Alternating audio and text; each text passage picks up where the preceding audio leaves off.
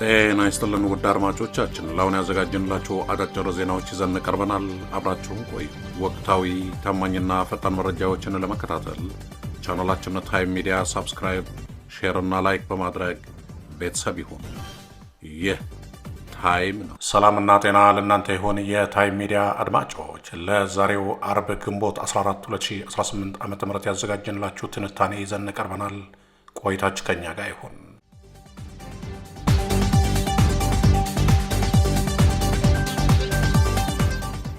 በዛሬው ትንታኔያችን አፋልጉኝ ኢትዮጵያን ያየ በሚል ያዘጋጀነው ይሆናል። ተከታተሉን።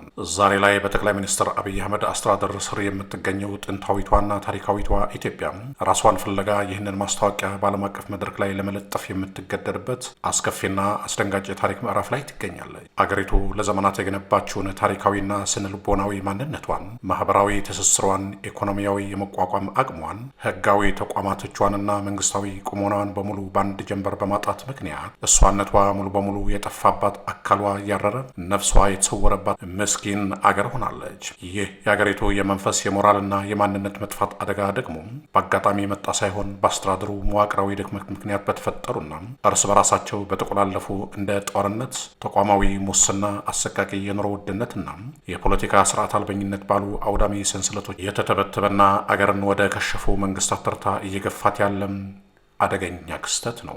ኢትዮጵያ በአንድ ወቅት በአፍሪካ አህጉር ብቻ ሳይሆን በመላው ጥቁር ሕዝብ ዘንድ የነጻነት፣ የሉዓላዊነት፣ የጽናትና የውስጥ ማህበራዊ ሰላም ተምሳሌት ሆና የኖረች ታላቅ አገር የነበረች ቢሆንም ዛሬ ግን በማያልቅ የእርስ በርስ ጦርነት አዙሪት ውስጥ ተዘፍቃ የገዛ ዜጎቿ ደም እንደ ጎርፍ የሚፈስባት የደም መሬት ለመሆን በቅታለች። የለውጡ ማግስት ተስፋ ተደርጎ የነበረው መደመር የተባለው ፍልስፍና በተግባር ሲተረጎም ያመጣው ትርፍ ቢኖር አገሪቱን ወደማያልቅ መጥፋፋት መክተት ብቻ ሲሆን በተለይም በትግራይ የአገሪቱ ክፍል የተካሄደውና በሚሊዮኖች የሚቆጠሩ ንጹሐን ዜጎችን ሕይወት በጭካኔ የቀጠፈው በቢሊዮን የሚቆጠር የአገር ሀብትና መሰረተ ልማትን ያደቀቀው የሁለት ዓመቱ አስከፊ ጦርነት በፕሪቶሪያው ስምምነት ቆመ በተባለ ማግስት የመንግስት አስተዳደር የጦርነቱን መነሻ የፖለቲካ ችግሮች በሰላማዊ መንገድ መፍታት ባለመቻሉ ጦርነቱ ፈጥኖ ፊቱን ወደ አማራና ኦሮሚያ ክልሎች በማዞር አገሪቱን አንዱን የደም አውድማ ሳታጸዳና የለቅሷን እንባ ሳታብስ ወደ ሌላው የከፋ ጦርነት የምትገባበት ምስቅልቅል ቀጠና አድርጓታል። በዚህም ምክንያት የጦርነት ባህልና ስነልቦናም ማህበረሰቡን እስከ ታችኛው መዋቅር ድረስ የወረረው ሲሆን የንጹሐን ዜጎቿን ሕይወትና ደህንነት አደጋ ላይ የጣለው የሰላም እጦት በአገሪቱ ታሪክ ታይቶ በማይታወቅ መልኩ ዜጎቹን፣ የመንግስት ሰራተኞችን፣ ተማሪዎችንና የውጭ አገር ዜጎችን ሳይቀር አግተው በሚሊዮኖች የሚቆጠር ብር ቤተሰብን በማስጨነቅ መቀበል እንደ ትርፋማና ዋነኛ የንግድ ዘርፍ ተይዞ በየጫካውና በየከተማው ዳርቻም በግልጽ እየተሰራበት ይገኛል። በብሔር ላይ ያነጣጠሩ ስልታዊ ጭፍጨፋዎች የገዢው ፓርቲ የትርክት ፖለቲካ የወለዳቸው በሚሊዮን የሚቆጠሩ የሀገር ውስጥ ተፈናቃዮች አይዲፒ መበራከታቸውና የመንግስት የጸጥታ ኃይሎች በየገጠሩ የሚያካሂዱት የድሮንና የከባድ መሳሪያ ጥቃቶች የዜጎችን ዋነኛና መሰረታዊ የመኖር መብት ቀምተዋል። ይህ ሁሉ ውድመት እየሆነ ያለው ደግሞ መንግስት ህግና ስርዓትን የማስከበር የዜጎችን ደህንነት የመጠበቅና የኃይል መሳሪያን በብቸኝነት መቆጣጠር መንግስታዊ ባህሪውንና ቁመናውን ሙሉ በሙሉ በማጣቱ ምክንያት ሲሆን በአሁኑ ወቅት በተለያዩ የአገሪቱ አቅጣጫዎች የታጠቁ የሽምቅ ተዋጊ ኃይሎችና ሚሊሻዎች የራሳቸውን አስተዳደር እስከ መመስረት፣ ቀረጥ እስከ መሰብሰብና ፍርድ እስከ መስጠት መድረሳቸው ኢትዮጵያ የምትባለውን አገር መልክዓ ምድራዊ አንድነትና ህልውና ታላቅ ጥያቄ ምልክት ውስጥ ጥሎታል። ይህ በመላ ሀገሪቱ የተዘረጋው የሰላም እጦትና የደም መፋሰስ ደግሞ ከተቋማዊ ስርዓት አልበኝነትና ከበሰበሰ የሙስና መዋቅር ጋር ቀጥተኛና የማይነጣጠል ጥልቅ ትስስር አለው። የፖለቲካ ለውጡ በ2010 ዓ.ም ሲመጣ የነበረው ህዝባዊ መነሳሳትና ሌቦች ይጋለጣሉ፣ የህግ የበላይነት ይሰፍናል፣ ፍትህ ለድሃው ይደርሳል ተብሎ የተገባው ቃል በተግባር ሲፈተሽ ሙሉ በሙሉ ተገላቢጦሽ ሆኖ በአሁኑ ወቅት ሙስና ተቋማዊ፣ ስልታዊና ህጋዊ ሽፋን ያለው መልክ እስከ መያዝ ደርሰዋል።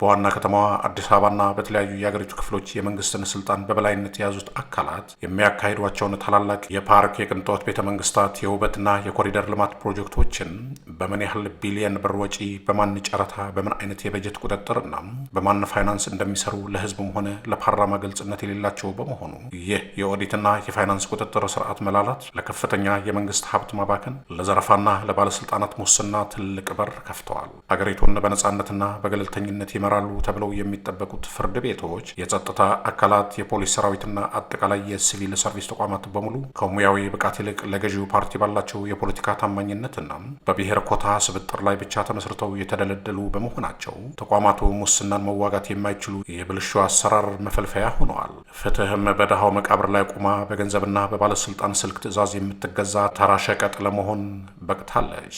በዚህም ሳቢያ በአጭር ጊዜ ውስጥ ከመንግስት ከፍተኛ ባለስልጣናት ጋር በመሻረክ በመመራረቅና በዝምድና የአገሪቱን ድሃ ህዝብ ሀብትና መሬት የሚያግበሰብሱ ህገወጥ የገንዘብ ዝውውርና የኮንትሮባንድ ንግድ የሚያካሂዱ አዳዲስ ባለጸጎችና የፖለቲካ ልሂቃን በስፋት ተፈጥረዋል። ይህ በሀብትና በስልጣን መባለግ ደግሞ በጭቆና ውስጥ በሚኖረው ሰፊው ህዝብና በገዢው አካል መካከል ሊኖር የሚገባውን ማህበራዊ ውልና አመኔታ ሙሉ በሙሉ አጥፍቶታል። ይህ የሀብት ዘረፋ፣ የተቋማት ብስባሽና የጦርነት መዋቅር በቀጥታ የወለደውና ያፋጠነው የኢኮኖሚ ቀውስ ደግሞ የህዝቡን የዕለት ተዕለት የመኖር ተስፋ ሙሉ በሙሉ ያጨለመና ህዝብን ለረሃብ የዳረገ አሰቃቂ የኑሮ ውድነት አስከትለዋል። የኢትዮጵያዊነት ትልቁ ማህበራዊ እሴትና መገለጫ ማዕድ ማጋራት፣ እንግዳ መቀበል፣ የተራበን ማብላትና ካለው ላይ ቀንሶ ለሌላው መደገፍ የነበረ ቢሆንም ዛሬ ግን የመጣው አስከፊ የኑሮ ውድነትና የኢኮኖሚ ውድቀት ይህንን ውብ ማህበራዊ እሴት ሙሉ በሙሉ አጥፍቶ ማህበረሰቡን ወደ ግለኝነትና ወደ ተስፋ መቁረጥ ቀይሮታል። መንግስት በዓለም አቀፍ የገንዘብ ድርጅት IMF እና የዓለም ባንክን ቅድመ ሁኔታዎችን ለማሟላትና ብድር ለማግኘት ሲል የማክሮ ኢኮኖሚ ማሻሻያ በሚል ስም ያደረገው የገንዘብ ምንዛሬ ተመን በገበያ እንዲወሰን የማድረግ የፖሊሲ ውሳኔ የኢትዮጵያን ብር የመግዛት አቅምና ዋጋ በአንድ ጀንበር በእጅጉ እንዲያሽቆለቁልና ዋጋ አልባ እንዲሆን አድርጎታል። በዚህም ምክንያት የውጭ ምንዛሬ እጥረት ተባብሶ መሰረታዊ የተጠቃሚዎች ሸቀጦች ማለትም የምግብ ዘይት፣ ጤፍ፣ ስንዴ፣ ስኳር፣ የህፃናት ወተትና ህይወት አዳኝ መድኃኒቶችን ሳይቀሩ ዋጋቸው ተራው ሰራተኛና ድሃ ህዝብ ሊገዛው ከሚችለው በላይ በየቀኑ በከፍተኛ ደረጃ እየናኘ ይገኛል። በአንድ ወቅት የሀገሪቱ የኢኮኖሚ ምሰሶ የነበረው መካከለኛው የህብረተሰብ ክፍል ሚድል ክላስ ዛሬ ላይ ሙሉ በሙሉ ጠፍቶ ወደ ድህነት የተደፈቀ ሲሆን አብዛኛው ቋሚ ደሞዝተኛና የቀን ሰራተኛ ህዝብ በቀን አንድ ጊዜ እንኳ ተመግበው የሚቸገርበት የድህነትና የችጋር አዘቅት ውስጥ ገብተዋል። መንግስት ለምርት ዘርፉ ለግብርና ግብዓትና ለፋብሪካዎች ትኩረት ባለመስጠቱ የሀገር ውስጥ የኢኮኖሚ አዳዲስ ስራዎችን መፍጠር ባለመቻሉ በተጨማሪም በሰላም እጦት ምክንያት በኢንዱስትሪ ፓርኮች የነበሩ ዓለም አቀፍ ገዢዎችና ባለሀብቶች አገሪቱን ጥለው በመውጣታቸው በሚሊዮኖች የሚቆጠሩ የተማሩና ያልተማሩ ወጣቶች ስራ አጥ ሆነው እንዲቀሩና የመኖሪያ ብቸኛ አማራጫቸው አድርገው የወሰዱት በህገወጥ አዘዋዋሪዎች አማካኝነት ባህርና በረሃ አቋርጠው ወደ አረብ ሀገራትና አውሮፓ መሰደድ ብቻ ሆነዋል። ይህ ደግሞ የሀገሪቱን አምራች ኃይልና የወደፊት ተስፋም እየበላ ያለን ትልቅ ብክነት ነው።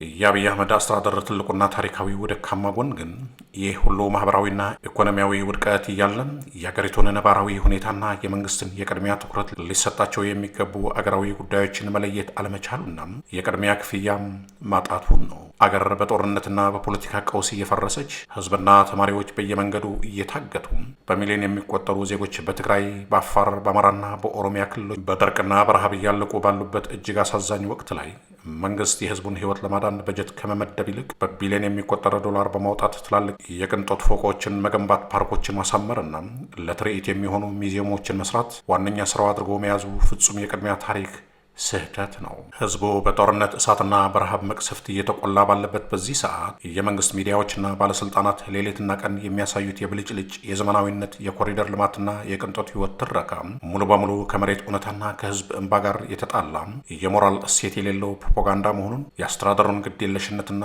ለህዝብ ስቃይ ጀርባ መስጠቱን በግልጽ ያሳያል። በዚህ ውስጣዊ ድክመት ላይ ደግሞ አገሪቱ በአፍሪካ አህጉርና በዓለም አቀፍ መድረክ ላይ ለዘመናት የነበራት የክብር የነጻነት ተሟጋችነትና የሰላም አስከባሪነት ዲፕሎማሲያዊ ሚና ሙሉ በሙሉ በመውደቁ እንዲሁም አስተዳደሩ ከጎረቤት አገራት ማለትም ከሱዳን፣ ከሶማሊያና ከኤርትራ ጋር የገባበት አላስፈላጊና ያልበሰለ ዲፕሎማሲያዊ ውጥረትና ያረቀቀው የጂኦፖለቲካ ስህተት ኢትዮጵያን በቀጠናው ውስጥ በብቸኝነትና በጥላትነት ውስጥ እንድትወድቅ አድርጓታል። በአጠቃላይ ሲታይ የአንድ ሀገር እሷነቷና እውነተኛ መኖሯ የሚገለጸው በቅንጦት ህንፃዎችና በጌጣጌጥ መንገዶች ሳይሆን በህዝቦቿ ዘላቂ ሰላምና ደህንነት፣ በፍትህና በህግ የበላይነት ስርዓቷ በታሪካዊ ክብሯና ዜጎቿ ያለምንም ስጋትና ፍርሃት በነጻነት ወጥተው በሚገቡበት ጠንካራ ማህበራዊ መስተጋበር ቢሆንም ዛሬ በጠቅላይ ሚኒስትር አብይ አህመድ የብልጽግና ዘመን የምናያትና የምንዳስሳት ኢትዮጵያ ግን ፍቅር፣ መቻቻልና አንድነት በበቀለበት ምድር ላይ የብሔር ጥላቻና መናቆር የነገሰባት እንግዳ ተቀባይና የክብር መጠጊያ በነበረችው አገር ውስጥ